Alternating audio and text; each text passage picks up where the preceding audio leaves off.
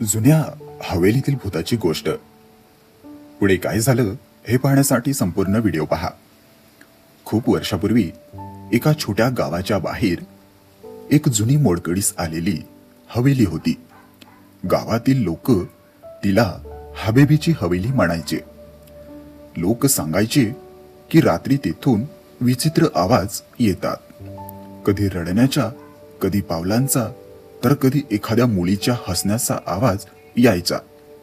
गावात आफिर नावाचा एक मुलगा राहत होता. त्याला भूत प्रेतावर अजिबात विश्वास नव्हता.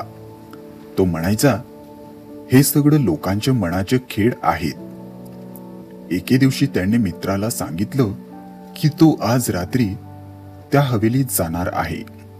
मित्रांनी त्याला खूप थांबवलं, पण तो ऐकायला तयार नव्हता.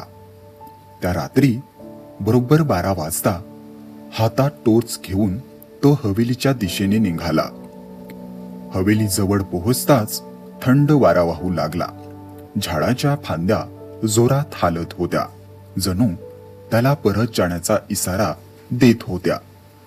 हवेलीचा दरवाजा अर्धवट उघडा होता, जणू कोणीतरी त्याची वाट पाहत होतं. आफिर हळूच आत गेला. सगळीकडे धूळ, कोळ्यांची जाळी आणि तुटलेल्या वस्तू पडल्या होत्या.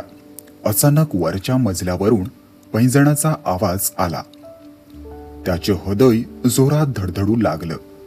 तो सावकाश जिना चढू लागला. वर पोहोचताच एक खोली आपोआप उघडली. खोलीच्या मधोमध एक जुना आरसा होता. आफिरने टॉर्चचा प्रकाश आरशावर टाकला आणि अचानक त्याला आरशात आपल्या मागे पांढरे कपडे घातलेली एक मुलगी दिसली. तो घाबरून मागे वळला, पण तेथे कोणीच नव्हतं. तेवढ्यात आरशातून आवाज आला, तू इथे का आला आहेस? आफिर घाबरला. थरथरत त्यानं विचारलं, तू कोण आहेस? हळूहळू ती मुलगी आरशातून बाहेर येताना दिसली. तिच्या चेहऱ्यावर दुःख होतं, डोळे रिकामे आणि आवाज शांत. ती म्हणाली, माझं नाव हबीबी आहे. ती हवेली एकेकाळी माझं घर होतं. हबीबीने सांगितलं की अनेक वर्षापूर्वी तिचं कुटुंब इथेच राहत होतं. एका रात्री काही लालची लोकांनी हवेलीवर हल्ला केला, सर्वांना मारलं आणि तिची आत्मा इथेच अडकून राहिली. मी कुणाला त्रास देत नाही, मला फक्त कोणीतरी माझी गोष्ट ऐकावी असं वाटतंय, ती म्हणाली. अचानक हवेलीमध्ये जोराचा वारा सुटला. दरवाजे आपटू लागले. हबीबीचा आवाज बदलला, पण जे लोक माझी थट्टा करायला येतात ते कधीच परत जात नाहीत. आफिर खूप घाबरला.